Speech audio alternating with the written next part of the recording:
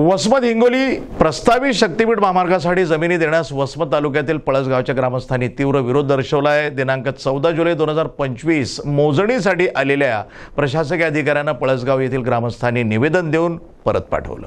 पळसगाव वासियांनी प्रशासनाला स्पष्टपणे सांगितलं की त्यांना शक्तीपीठ महामार्ग मंजूर नाही आणि ते आपल्या जमिनी या प्रकल्पासाठी देणार नाहीत। यावेळी त्यांनी या भूमिकेचं निवेदनही प्रशासनाला दिलं। यावेळी पळसगाव येथील सरपंच, उपसरपंच, महिला मंडळी आणि पंचक्रोशीतील नागरिक मोठ्या संख्येने उपस्थित होते। सर्वांनी एकजुटीनं शक्तीपीठ महामार्गाचा आपला विरोध असल्याचं सांगितलं। यावेळी शक्तीपीठ महामार्गाचा आमचा विरोध आहे याबद्दल ते काय म्हणाले पाहूयात। ते काय साहेब दुसरं काय लेकराला किती वावर आहे? ते त्याला एक डेट दिलंय की किती मुलं? दोनच। और किती एकर भर 1 एकर और आहे साहेब आणि 1 एकरला 1 एकर चालू आहे। खायचं घरच्यानं खायचं काही उदरनिर्वाह कसा करायचा? अरुणाबाई श्रीहरी गिरी, आम्हाला 30 गुंठे जमीन आहे। आमची जमीन चली सर। आमचा मुलगा 15-16 वर्ष झालं शिक्षण संपायले, त्याचं अजून काही तुम्ही कशामध्ये घेतलेलं नाही, काय नाही। आम्ही करायचं का? आमचं म्हणणं आहे की आमच्या जमीन ही जाणार नाही, आम्ही जमीन जाऊ देणार नाही तुमच्या इकडं।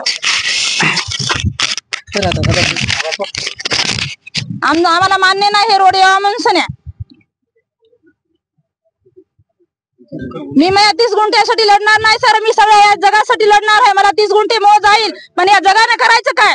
आज आमचे मुलं आलेला पैसा वाटून घेतात, उद्या शेतकऱ्याचे मायबाप रोडावर पडतात। तुम्ही आम्हाला साथ देणार का?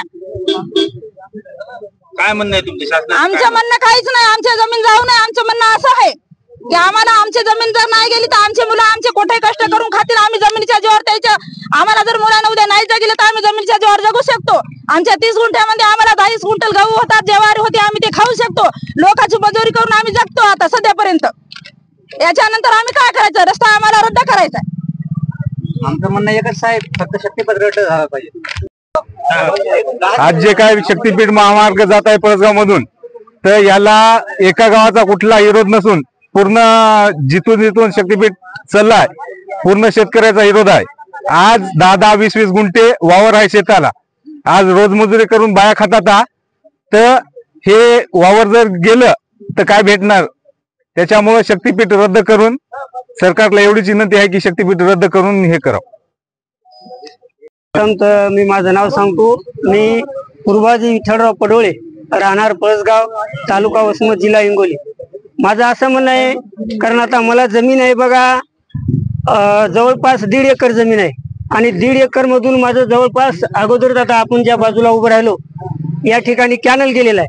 आता त्यावेळेस कॅनल सुद्धा आमच्या वरातून गेलेला आहे, पण असंच काही लोकांनी कॅनल जाऊ द्या, कॅनल जाऊ द्या। कॅनलला आम्ही जमीन दिली, कशा करता दिली? कारण कॅनलला जर पाणी आलं तर जवळपास आमचं पूर्ण गाव, जवळचे शेजारी जे गाव आहेत, त्या कॅनलला पाणी आल्यानंतर जमीन सुपीक होईल याकरता आम्ही त्या ठिकाणी आमची जमीन दिली आहे। पण माझी जमीन आम्ही त्या ठिकाणी दिली, पण आता प्रॉब्लेम असा झालेला आहे, जवळपास 2 एकरवाले 3 एकरवाले शेतकरी या ठिकाणी आहेत आणि 3 एकर शेतकऱ्याच्या शेतीमधून जर 1.5 एकर त्याची शेती जर गेली तर आता त्या 3 एकरवाल्याला 3 मुलं आहेत, एका मुलाला एकर येणार। एका मुलाला एकर आली, त्याच्यामधली 1.5 एकर जर गेली तर 3 मुलामध्ये राहणार काय? मग आज असा प्रॉब्लेम निर्माण झालाय, प्रश्न निर्माण झालेला आहे की 1.5 एकरवर 3 मुलाला जगवायचं कसं? बरं, आता हे कलियुग आहे आणि कलियुगामध्ये सरासरी 50% मुलं आई वडिलाचं ऐकत नाही। मग जर त्या आई वडिलाच्या नावावर जमीनच जर नसेल तर पुढे चालून तो मुलगा आपल्या आई वडिला जगू शकतो का? याच्याकरता माझी संपूर्ण सरकारला एक कळकळीची आणि मनाभावातून विनंती आहे की हा शक्तीपीठ जो रोड आहे, कारण या शक्तीपीठ रोडाची आम्हाला तर अजिबात गरजच नाही। कारण आम्ही कुठं लांबवर फिरायला ना, आम्ही शेतकऱ्याची मुलं आहेत, रात्रंदिवस कष्ट करायचं, शेतामध्ये जे काही निघल। अगोदरच आमच्या एका भगिनीने सांगितलं की आम्ही 30 गुंठे रानामध्ये कधी ज्वारी होती तर कधी गहू होतो आणि महिला मंडळ जे असतं, आता बाकी आमच्या गावातले लोक पूर्ण रोजीला जिकडे तिकडे जात आहेत। म्हणून या संपूर्ण सरकारला माझी एक हात जोडून नम्रतेची विनंती आहे, आम्हाला ज्या रस्त्याची गरज नाही, आपल्याला ज्या गावाला जायचंय, ज्या गावाला जायचं नाही त्या गावचा रस्ता कशाला विचारायचा आहे? आम्हाला या शक्तीपीठ रोडाची गरज नाही. याच्याकरता माझी पुनश्च एकदा विनंती आहे, हा शक्तीपीठ आम्हाला नको आहे. म्हणून हा शक्तीपद रद्दच झाला पाहिजे. प्रतिनिधी नंदू परदेशी, वसमत, हिंगोली, NTV न्यूज मराठी.